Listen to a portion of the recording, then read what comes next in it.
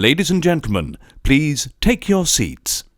You know, it's just as true in the film business as it is in real estate, where this saying originated. But location, location, location. Those are the things that matter. And guess what? If you're within the sound of my voice, that must mean you are in the seats with once more. As always, my name is Dave Voigt, and I'm the host of this podcast, where we sit down with a wide-ranging variety of entertainment industry professionals. We pick their brain about current projects, state of the industry, how they got started, and so very much more in a light and in a conversational fashion. And, you know, if you like how we do things around here, I'm going to go out on a limb and assume that you do, because quite frankly, you're listening right now. And if you are, subscribe. Hit that subscribe button. Give us a 5-star rating on your podcast provider of choice. We're available pretty much everywhere. Places like Apple, Amazon, Spotify, Google, and plus we archive every single one of our episodes over at our In the Seats YouTube channel. So if you give us a like and subscribe there as well, we'd absolutely appreciate it. Also, don't hesitate to check us out on social media. We're on the Facebook, we're on the Twitter, we're on the Instagram, we're on the Letterboxd, we're on the TikTok, and God knows we're probably on a few other places too. Where else? At In the Seats for all sorts of fun updates. And finally, and I do dare say most importantly, please pay us a visit over at In the Seats, intheseats.ca, for all the latest and greatest from the world of film, television, basically the moving image at large. Because guess what? If we love to watch it and write about it and talk about it, we love it even more when you come by and read about it and listen about it. So do us that kindness and pay us a visit. On this episode, in case you didn't already know, we're going to talk a little bit about the conclusion of a franchise, a trilogy, as it were. With Equalizer 3 now in theaters, Denzel has been tearing up the box office and doing what Denzel does. But in case you don't already know, the Equalizer 3 is set in Italy. Some really beautiful, beautiful spots. It's really a good film. I actually liked it better than the second one. It's really a good. It's really a nice end to the franchise, but also a quiet little tie-in to Man on Fire. I'm sure you've been reading the interviews and whatnot, but it's a good movie that takes care in its look and its action, and it does a fantastic job. And I mean, part of what helps make a movie special is when you've got the right location supervisor trying to find you the right spots and really sort of add what they can, especially on location, to making a story the best it possibly can be. And we had the unique pleasure of sitting down with one of the preeminent location supervisors in the business. He works out of Rome, Italy, and does a lot of work in Italy, which helps because obviously Equalizer 3 is set in Italy.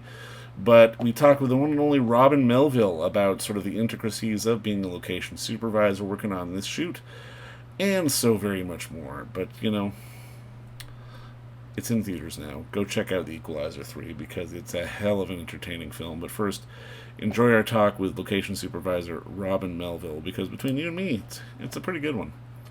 All right. Well, I mean, just to kick it off sort of officially, I mean, thank you so much for the time today. And honestly, congratulations on your work on Equalizer 3, man. I absolutely love the film. Great. I'm glad. Now, I'm always kind of curious because I can imagine, like, because as a location, scout and manager, I mean, you are based in Italy, correct? That's correct. Now, it does feel to me like if someone was going to come into Italy, they would be very sort of, glazed over by the fact that they were Italy looking for locations. Like, how important is sort of being based there and being familiar with the region sort of add to the layers of the job that you provide on these big shoots like this? It's Italy. It's it's so diverse from the north to the south. You know what I mean? And then there's such a divide between the north and the south.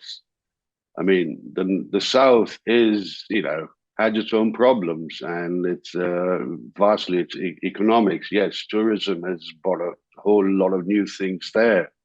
But if you go down deep in the south and, below Naples and Calabria and that areas, it can be rough economically, I mean. But it's also, I mean, it's just like the Italian food. It's so different from one place to the other. For sure. And it does. I mean, and then at the end of the day, also, you've got to look at the the how Italian politics is. It's so confusing for someone who doesn't know what Italian politics is. So it just helps any production to have people in the country who know their country and can also help and describe and resolve issues that a foreign production company might not understand immediately. No, absolutely.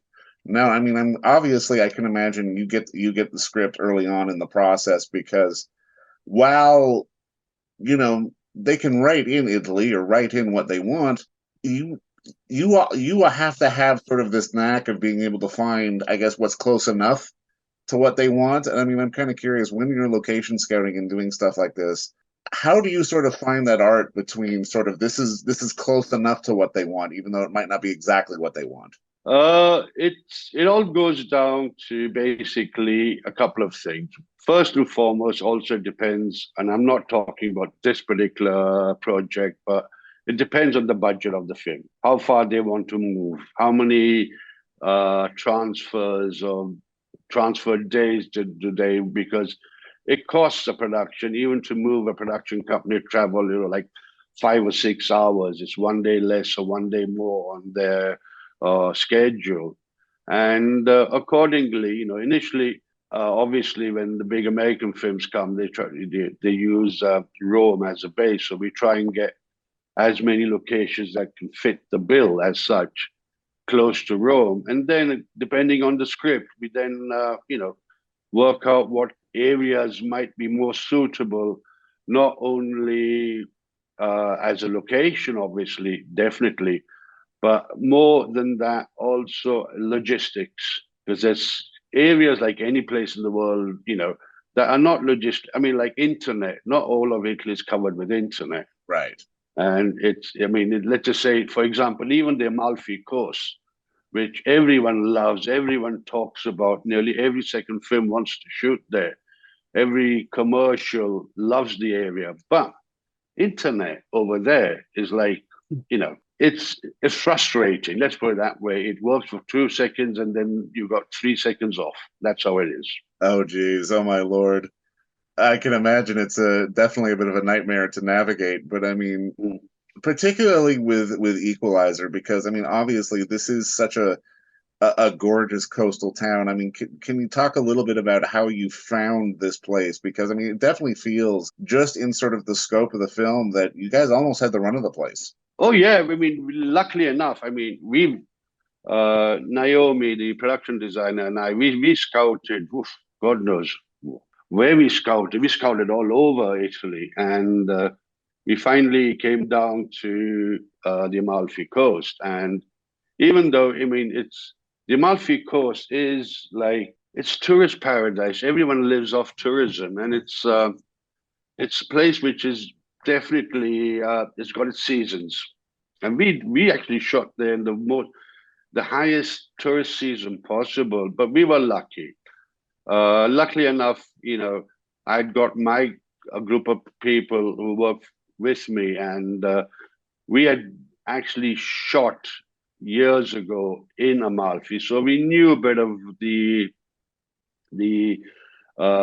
people and the area. But we shot in a place called Atrani, which is literally it's joined to Amalfi. We tried to keep away, but we did keep away completely from Amalfi, the town itself. We went to this place called Atrani, and that was brilliant. That was just brilliant. I mean, everyone over there were just, they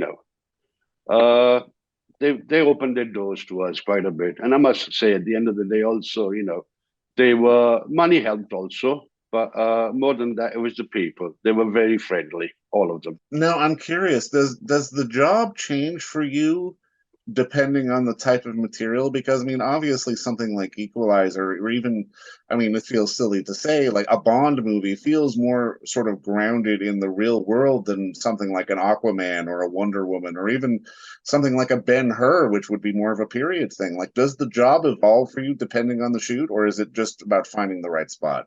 No, it's a mixture of everything. It's a mixture of everything. I mean, funny enough, you say yes. I did the last two Bond films in Italy, and I was the scout on the Ben-Hur television series. And it's different because at the end of the day, also you've got to try and, if it's a period film, it's a bit difficult that way. But the thing is, with the difference between the Bond film and Equalizer film is like the Bond film, you've got, massive explosions and you've got, millions of stunt guys and everything like that. But with Equalizer, it's McCall on his own. He's the one doing everything. And I mean, I watched the other two films of his before the Equalizer series, and they're fantastic. And it's not this big glowing or glorifying of Bond. Yeah, it is, but it's not a Bond, mega bucks sort of, It's not the explosion. spectacle, yeah. Yeah. I mean, here it's more, he sort of, McCall sort of uses what he sees. He doesn't take out something from his pocket or his watch does some crazy, it's not a sort of whatever. Talk about the watch. Sorry, I mixed my words there, but you know what I mean. He doesn't have fancy new gimmicks or anything like that. He just uses what he sees and what he finds. No gadgets from Q. It's a wine bottle or it's a butcher cleaver. No, absolutely. Now, I mean, I'm curious, like particularly with your job, like does your job end when Antoine and Denzel and the production roll in, or do you still have to be involved on sort of a day-to-day basis depending on how things go? Well, what it is basically, I mean, we had about 3 areas when we shot in Italy. When it was Italy, it was like Rome, because we did quite a few things in and around Rome. There was Naples and there was the Amalfi Coast. So I had 3 location managers and they had their own teams. And I would be traveling all around the locations. I mean, I would be there like the first day they would start on the locations, the first few days, and I'll move to the next location to make sure that things were being set up. So I was, we work as a team. It's all teamwork as far as my location department is. Without my location team, I can't do my job. I need them, and we're always there. Right? It's not just getting the permissions and doing everything, but it's like suddenly a director turns around and says, "Listen, can I ask?" Turns around on a street that he didn't see before. He says, "Oh, can I have the windows open?" So, in the meantime, my crew's already made friends with all the locals and, Right. small things like that. So I need a crew that I can depend on. And we've got a very, very good crew to work with over there. And not only that, it's the Italian producer also helps us a lot over here. For sure. Because he's the one that sort of, gives us the advice, and if necessary, when it comes to any political power pull and whatnot, he helps us go to meetings with the authorities, and it works. It works. For sure. For sure. Now, I mean, Robin, just a bit of on this, I got to ask, what got you into this business? I mean, particularly sort of being located in Italy. I mean, just judging by your accent, you were not a local. I'm definitely not a local. It's a long story. Let's cut it short. I'm Scottish, but I was brought up in India. Oh, okay. And it's in India when I started working in the film business. I mean, I was in college, and there's nothing much going on in college. I had a friend who was in the film business, but with the days when they were shooting Gandhi, Heat and Dusk, and those films, even Octopussy. So I started working as let's say a translator or a runner on those films, and then a long story later, got married, and the wife lived in Italy, so I moved to Italy in 1995. Perfect. Well, I mean, Robin, obviously just keep up the good work, and I mean, congratulations your work on this film, and just, thank you so much for the time today. No, thank you. Thank you very much. It was lovely meeting you and Likewise. talking to you. All right. You take care. All right, then. Cheerio. And don't forget to visit our friends over at Bay Street Video for all your DVD, Blu-ray rental, or purchasing needs this summer, as they are still open for curbside and some mailing delivery as well. Over at 1172 Bay Street, Toronto, Ontario, Canada, you can give them a call at 416-964-9088. That's 416-964-9088. Or send them an email at baystreetvideoto@gmail.com for any of your DVD and Blu-ray needs.